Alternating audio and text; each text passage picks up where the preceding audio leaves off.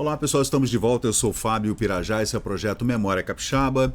Vamos agora falar de uma documentação bastante interessante aqui da Universidade de Stanford, que nós encontramos uma cópia, né? Que na verdade essas cópias saíram daqui do Espírito Santo, óbvio. Mas fazendo essas pesquisas que a gente está sempre buscando em Biblioteca Nacional, Biblioteca Pública de vários países e hemerotecas e tudo, né? Eu encontrei aqui esse mapa topográfico capixaba de 1878, que saiu aqui da província, né? Claro, aqui da província do Espírito Santo. Tem também aqui o mapa, deixa eu colocar um mapa aqui, que é um mapa mais ou menos da mesma época, 1878. Esse mapa é de 1875. E eu já até fiz alguns vídeos aqui falando sobre os limites, né? O limite norte aqui a gente vê que é o rio Mucuri. O limite sul aqui é o rio Itabapuana. E aqui é a Serra do Espigão, Serra dos Aimorés, que é limite com Minas Gerais. Nessa época, em 1875 mais ou menos, né? 1860, por aí. E esse mapa topográfico, ele é bem interessante, porque ele trata de vários aspectos aqui da vida do capixaba, né? E faz aqui um retrospecto bem bacana para a gente entender como era o Espírito Santo, como era Vitória no ano de 1778, ali no reinado de Dom Pedro II. O mapa ele foi organizado pela Inspetoria Geral de Terras e Colonização, foi publicado no Rio de Janeiro em 1878, e está dizendo que antes de nos ocuparmos com a notícia descritiva da província, aí o texto está aqui, ó. Opa! Algumas palavras concernentes à organização das duas plantas. Aqui juntamos esta notícia, procurando assim facilitar, quer uma, quer outra, a compreensão daqueles que nunca visitaram a província do Espírito Santo, né? Não a conhecem, portanto, a sua posição geográfica, além de aspecto físico, extensão, clima, fertilidade, riquezas minerais, né? Em suma, o aspecto do desenvolvimento da sua população, comércio, indústria e lavoura. Bem legal, né? A Inspetoria Geral de Terras e Colonização foi montada por Dom Pedro II para que houvesse uma saída do litoral para o oeste. Seria uma corrida para o oeste, né? Assim como aconteceu na mesma época nos Estados Unidos, né? Início do século XIX até final do século XIX, houve a corrida para o oeste, a corrida do ouro. Só que a geografia americana é completamente diferente, né? Temperatura também, tudo. E o tipo de colonizadores, né, que habitavam a região eram ingleses, né? E americanos, e irlandeses e tal. E no Brasil, essa mata atlântica fechada, o Espírito Santo especialmente com essas serras, muitas serras, enormes montanhas, cadeias de montanhas e tribos indígenas e tudo, né? Muitos rios, né? Um terreno muito pantanoso, muito diferente, né? E muito difícil. Então, Dom Pedro II e seu gabinete imperial montou, né, a Inspetoria Geral de Terras e Colonização, atendendo à deficiência e também à imperfeição dos mapas da província do Espírito, não só aqui, tá? Era geral. Então houve nesse período aí um novo mapeamento, a partir dos rios, serras, vilas, houve um novo mapeamento. O Brasil estava sendo remapeado. Isso foi muito importante, né? A ciência também tinha avançado bastante, tudo. Até agora publicados esses mapas muito deficientes, imperfeitos, o governo imperial resolveu então organizar duas plantas topográficas que apanharão a presente notícia. Apanharão, ele está usando uma gramática do século XIX, né? Servindo-se dos elementos existentes no seu arquivo, apresentados pelas comissões de engenheiros, topógrafos, etc., né, para medição de terra e trabalhos na província do Espírito Santo, né? Competentemente autorizada pelo Ministério da Agricultura, Comércio e Obras Públicas, mandou ela publicar, né, todas essas pesquisas e medições, né, a fim de que fossem conhecidas essas terras na Europa. Veja que a ideia de Dom Pedro era trazer realmente imigrantes para cá. Isso aconteceu muito nesse período, inclusive no período da lei do ventre livre, do sexagenário e posteriormente todo o embate político que aconteceu por conta do Partido Republicano, e que eram partidos, além de outros partidos que eram partidos anti-escravagistas, e até a Lei Áurea de 1888. Então o Brasil teve muita imigração e as pessoas não conheciam esses territórios, né, que poderiam vir, né, a ser colonizados, né. Então, até para se estabelecerem na agricultura, riquezas naturais e vantagens que ali podem encontrar durante o período de colonização. Para que elas pudessem ser facilmente manuseadas, para ambas foram adaptadas escalas apropriadas a satisfazerem esse desideratum, né, esse objetivo, esse desejo. Assim é que a planta representa toda a província, está construída na escala de 1 para 500 mil metros e outra de 1 para 250 mil metros, que abrange toda a província, etc, etc. A primeira daquelas duas plantas, além de apresentar todas as vilas, cidades, povoações, acidentes naturais, que são muito importantes para quem vai colonizar, né, traz assinaladas também as linhas telegráficas. Isso aí era importantíssimo, né? Sem essas linhas telegráficas não havia comunicação. E também linhas terrestres e de navegação marítima. E navegação fluvial também, né? Que os rios aqui eram absolutamente navegáveis, né? Nestas últimas plantas, né, estão designadas também as horas que os vapores gastam entre um porto e outro, desde o Rio de Janeiro até São Mateus, que esses eram portos importantes, né?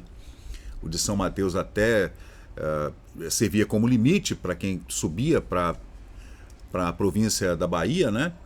Estão igualmente traçadas nessa planta todas as estradas, inclusive via férrea projetada desde a cidade de Vitória até as proximidades da povoação denominada Porto do Souza, a qual está situada a pequena e distante vila à direita do Rio Doce, Porto do Souza. A segunda planta, igual em tudo à primeira quanto às particularidades do terreno, apresenta as colônias daquela província, com seus perímetros territoriais e subdivisão de lotes, indica igualmente por meio de cores convencionais os terrenos pertencentes ao Estado ou a particulares, e designa também finalmente as terras devolutas circunvizinhas a essas colônias e que podem ser distribuídas para os imigrantes, né? Então a ideia era essa mesmo, né? Então você vê que foi uma coisa muito bem calculada, muito bem estudada pelo governo do Império e foi colocada a execução realmente, né? Isso com negociação com o governo da Itália, com o governo do Império Austro-Húngaro, né? Com todos aqueles o governo português, que eram interessados em trazer esses imigrantes para cá. Pomerânia, Alemanha, etc, né? Aí julgamos ser de grande utilidade esta planta para que aqueles nascidos em outros países que busquem como agricultores estabelecimento em terras ubérrimas e habitados por um povo hospitaleiro, que é o povo brasileiro, como é nosso, prompto sempre em dar amplo acolhimento ao estrangeiro morigerado que, pelo trabalho, corre à conquista de um futuro cheio de tranquilidades e garantias de bem-estar para sua família. Legal, né? Dadas essas explicações necessárias para a inteligência daquelas duas plantas, trataremos do que propriamente se refere à província do Espírito Santo. Aí vem dizendo aqui, os limites são, está aqui, Espírito Santo. Ao norte, o Rio Mucuri, que a gente vê aqui no mapa, né? Ao norte, Rio Mucuri. Ao sul, o Itabapuana, divisa lá com a província do Rio de Janeiro. Aqui está estado, né?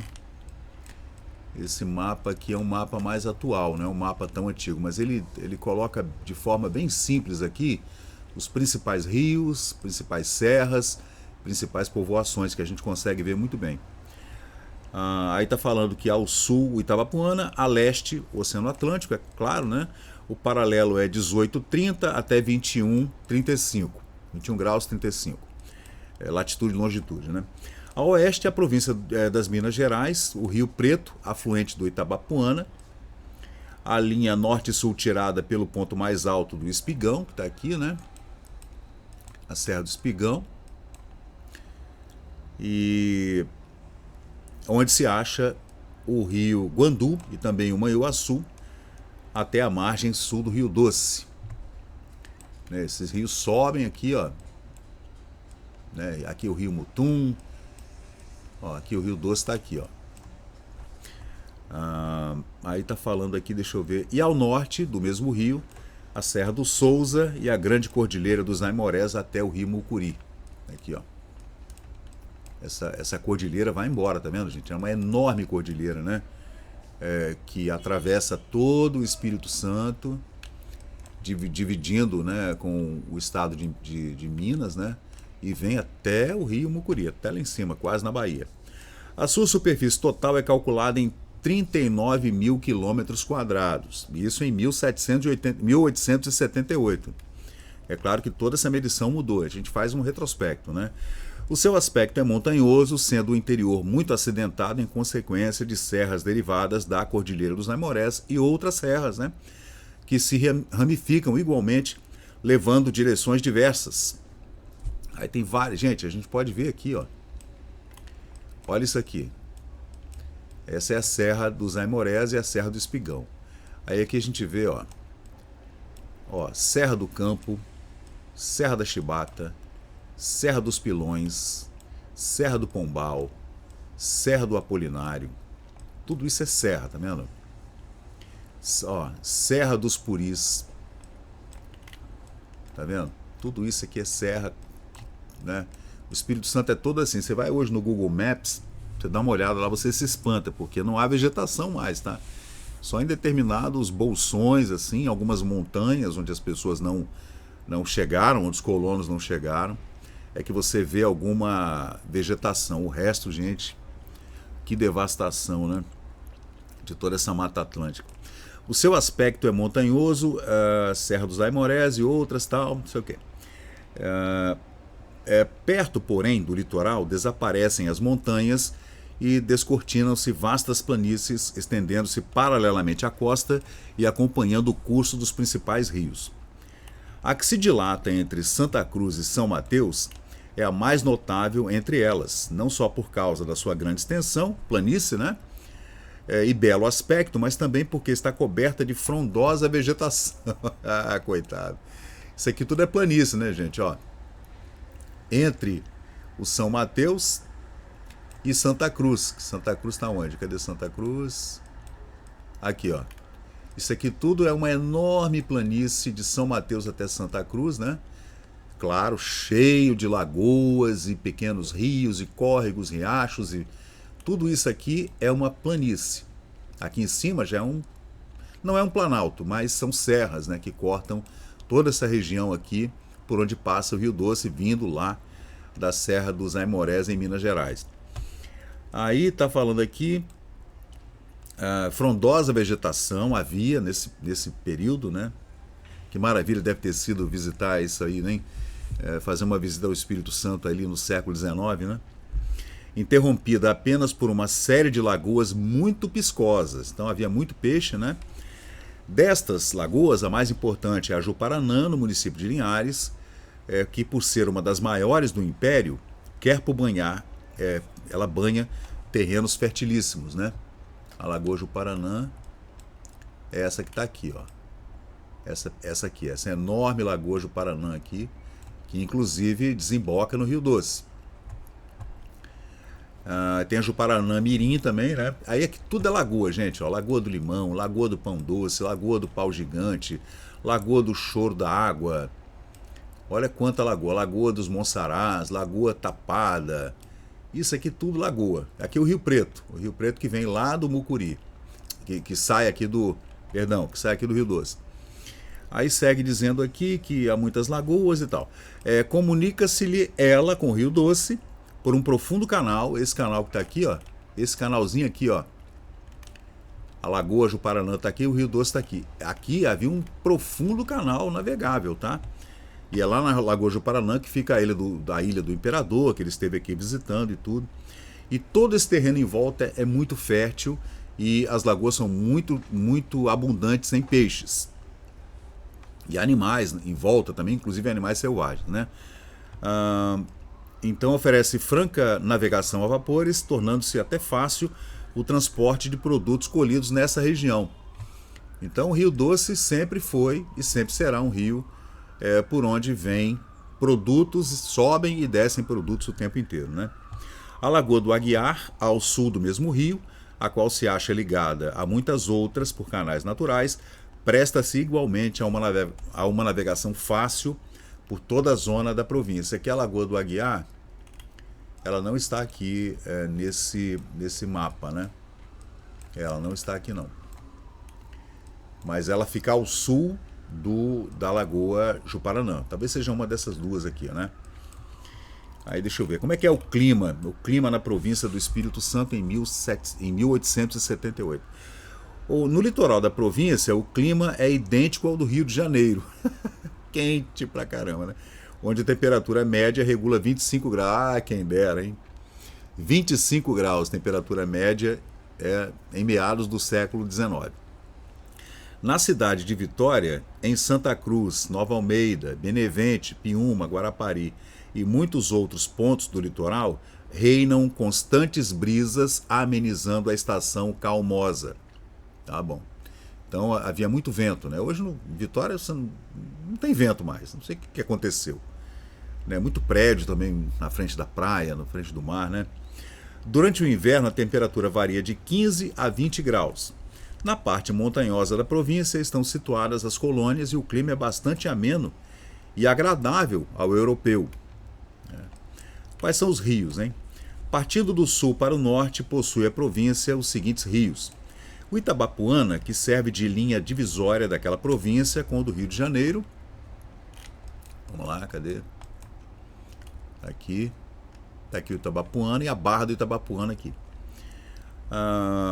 O rio nasce na Serra do Pico, na contravertente do rio Muriaé, e recebe vários afluentes despejando suas águas no mar ali na barra do Itabapuana, depois de ter passado pela importante vila de Limeira. Onde está a vila de Limeira? Está aqui nesse mapa? Não, não está aqui no mapa. E formando em sua foz um pequeno porto. Aqui havia um porto, tá vendo? O Itabapuana é navegável por pequenos barcos e a extensão é de cerca de 40 quilômetros, subindo-se do seu desaguadouro. Então, você subia aqui, gente, da barra do Itabapuana aqui até Minas Gerais, 40 quilômetros, né? E era navegável por barco pequeno. O rio Itapemirim, que está aqui, né? Está aqui a barra do Itapemirim. É um dos mais importantes da província, visto banhar a zona produtiva do vale do mesmo nome, o Vale do Itapemirim, navegável por pequenos barcos desde a sua foz no oceano, onde forma um pequeno porto pouco abrigado até a vila de Cachoeiro. São seus afluentes os rios Castelo e Muqui, que estão aqui, ó.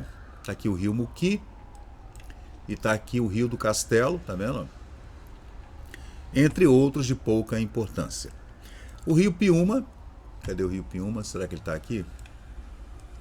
Acho que não, né? Porque aqui a gente já vê o Guarapari aqui. O rio Piúma estaria... Ah, tá aqui, tá aqui. Tá aqui, o Piúma tá aqui, ó. O rio Piúma tem por afluentes o Rio Novo. O Rio Novo não está aqui, né? Não, tá aqui o Benevente, mas o Rio Novo não tá aqui. O Rio Novo que rega a colônia desde este nome, e o rio Iconha. O rio Iconha também não está aqui, né? Não, não está. E banha o núcleo colonial de Monte Belo, que era um núcleo de colonos aqui nessa região, ali em Piúma, né? Tem o rio Benevente, que está aqui, né? Que é em Anchieta, que o Benevente está aqui, que depois de atravessar os territórios da colônia do Rio Novo e receber os afluentes que são Batatal, Quatinga, Joeba, Pacobu, Pongal e Curindiba, chega ao núcleo do quinto território, contorna a vila do Benevente e se lança ao oceano, apresentando no seu desaguadouro um porto abrigado e acessível a navios de calado superior a 4 metros. Então, realmente, o porto de Anchieta era um porto também muito importante, uma baía muito bem abrigada, né? Ali no Benevente você entra mesmo, como em Guarapari também, né? Que é um porto muito bem abrigado. Não é uma baía, né? Claro que não é uma baía, mas é um local que tem um porto muito bem abrigado e você poderia entrar ali com navios de calado até 4 ou 5 metros, né? O rio Jucu, subindo aqui, ó, tá aqui o Jucu, que nasce nas serras do Sertão do Castelo e banha as colunas de Santa Leopoldina, de Santa Isabel, e se lança ao oceano a 18 quilômetros, pouco mais ou pouco menos, ao sul da Baía de Vitória, com a qual se comunica por um canal que dá curso a pequenos barcos. Ele é conhecido pelo nome de Rio Marinho. Então, vê que explicação legal, né? O Rio Marinho, ele era um afluente do Jucu, que desemboca, em teoria, né? Aqui na Baía de Vitória, e tem por afluente o rio Jacarandá, importante rio por atravessar parte do núcleo de São José do Tirol. Muito bem. Aí tem o rio Santa Maria, que é o nosso rio, né? Que é o rio aqui da Baía de Vitória, né? Tá aqui o rio Santa Maria, que vem lá das montanhas, né? Vem lá das Minas Gerais. Navegável por canoas na extensão de 54 quilômetros. Você vê que ele é mais extenso do que o Itabapuana, né? É por esse rio que a florescente colônia de Santa Leopoldina se comunica com a cidade de Vitória. Nessa época, a colônia de Santa Leopoldina era a mais importante aqui do Espírito Santo, né? A qual possui um porto seguro e formado por braços de mar que o ligam com a Baía do Espírito Santo, era chamada assim Rio do Espírito Santo, né? Onde existem ancoradouros abrigados dos ventos. São os afluentes do Santa Maria, o rio Farinha, tem o rio Timbuí, tá vendo? Rio Santa Maria, rio Santa Joana, rio Guandu, todos são pequenos rios aqui, ó, rio Mangaraí, tá aqui, ó. São eles, então, tá aqui o Farinha, o Caiuaba, Mangaraí, o rio Cariacica e alguns outros insignificantes que deixamos de mencionar. Aí tem o rio Timbuí, que está aqui, ó. Está aqui o rio Timbuí, que nasce na serra do mesmo nome, na Serra do Timbuí, e que depois de atravessar parte da colônia de Santa Leopoldina, lança-se ao mar, formando o ancoradouro da vila de Nova Almeida, né? Aqui, ó, aqui é Nova Almeida. Aqui é Serra, né? Município da Serra, Lagoa Jacuné e tal. E aqui está o rio Timbuí, que ele desemboca aqui no mar, onde exatamente está Nova Almeida. Aí tem o rio Santa Cruz, tá aqui em cima, ó.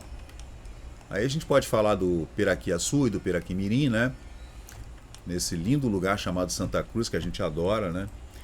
Cujas nascentes no município assim denominado formam dois cursos distintos, o Piraquê-Açu e o Piraquê-Mirim. Essas duas correntes, depois de atravessarem parte do município, reúnem-se constituindo um só rio, chamado Santa Cruz, e que apresenta em sua foz no oceano um porto acessível a navios com calado de 3 metros, um pouco mais, um pouco menos, né? E ali muitos bancos de areia também, muitos naufrágios nessa região aí, tá? O pessoal não conhecia, os navegadores, né? Aí vem, acima do Santa Cruz, o Rio Doce, né? Que é o rio mais famoso e mais importante do Espírito Santo, que está aqui, que percorre o vale, assim também chamado, Vale do Rio Doce. É um dos mais importantes de todo o Império e recebe em seu leito inúmeros afluentes, sendo os mais notáveis os rios Santo Antônio, o rio Manhuaçu e o rio Guandu, que estão aqui no mapa. Ó. Aqui está o rio Mutum, aqui está o rio Guandu, né? Todos eles, inclusive o Santa Joana, o Santa Maria, todos eles desembocam no Rio Doce, né? E outros pequenos que desembocam no Rio Doce e vão dar lá no Pontal.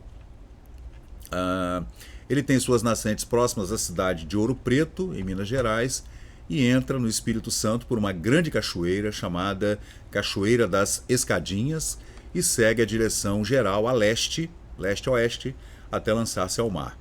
O Vale do Rio Doce, atravessado por esse rio e seus confluentes, é dotado de um solo fertilíssimo e de madeiras de lei preciosíssimas. Aí acima do Rio Doce tem o Rio São Mateus, né? Cadê? Tá aqui. Essa região aqui do Espírito Santo também ao norte, gente, era uma região muito importante também, porque era um ponto de parada obrigatória para quem subia para a Bahia, né? Então, muito importante essa região aqui também.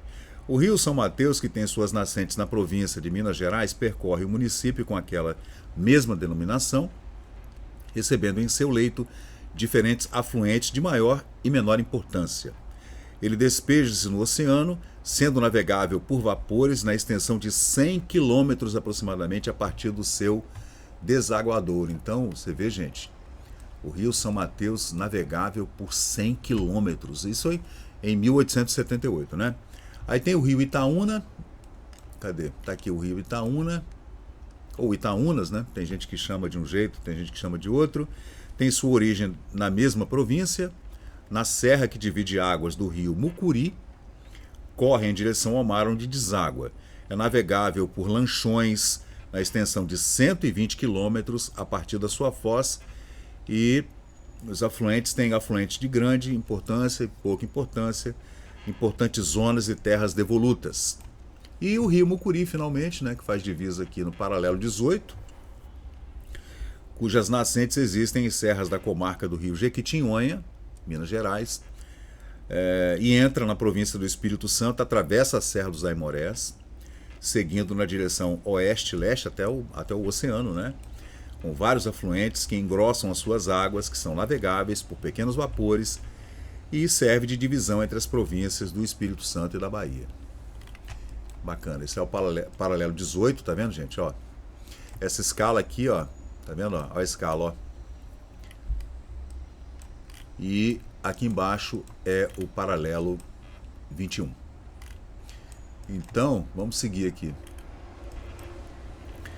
Vilas e cidades, né, da província do Espírito Santo em 1878. A província tem 3 cidades e 10 vilas, além de diversas povoações. Vitória, edificada em uma grande ilha, na foz do rio Santa Maria, é a capital, tem Porto Franco e Porto Comercial. São Mateus, colocado a 3,5 léguas acima da foz do rio do mesmo nome, e é uma cidade comercial e é cabeça da comarca.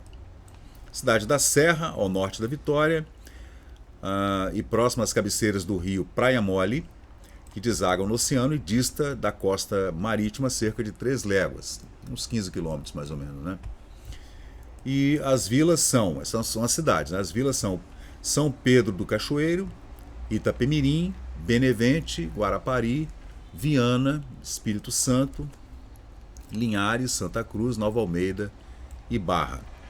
Então, essas ainda não eram cidades, eram vilas, né?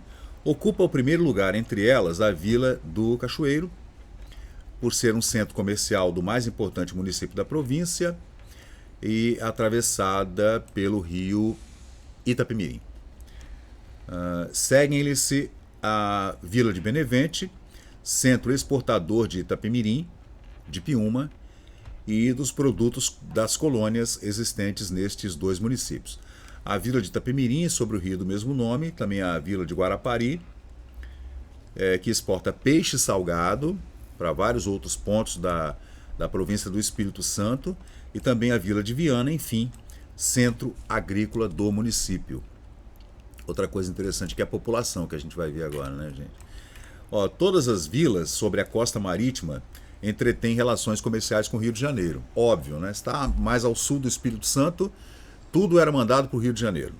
Se está a mais a norte, acima de Vitória, Serra, tudo ia para a Bahia, especialmente para Salvador. Mas muita coisa era para a capital mesmo, porque era lá que estava toda a efervescência comercial, estava na capital do Império, né, que era o Rio de Janeiro.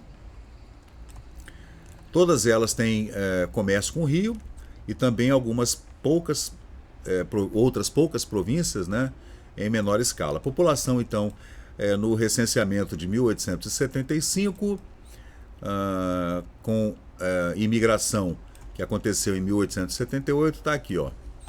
Vitória tinha 25.500 habitantes, Vila Velha tinha 1.700 habitantes, Viana tinha 6.500. Vejam, gente, olha que interessante isso aqui. A Serra tinha 4.300 habitantes, Nova Almeida tinha 2.200, Santa Cruz tinha 6.500 pessoas, gente. Olha que incrível isso. Linhares tinha 1.800 pessoas, São Mateus tinha 4.700, Barra de São Mateus, né?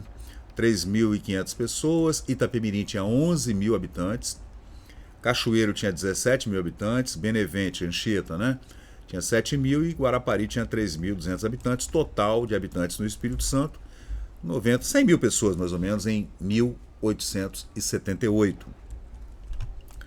Aí fala aqui dos produtos naturais, gente, de madeiras, né? Muita madeira mesmo, ipê, vinhático, angico, pau-d'arco, Gonçalo Alves, pequiá, jacarandá, angelim, óleo, peroba, araribá, puncho, canela, sapucaia, bicuíba, maçaranduba, graúna, peroba, muita madeira que foi tirada daqui das nossas matas, que foram levadas especialmente para construções no Rio de Janeiro, né? E já viu como é que ficou aqui, né? E plantas medicinais e oleosas também, né? Aqui está falando de muitas palmeiras. Tem também a cupaíba, guaximá, alderoba, açafrás, jatobá, tucum, gravatá, etc.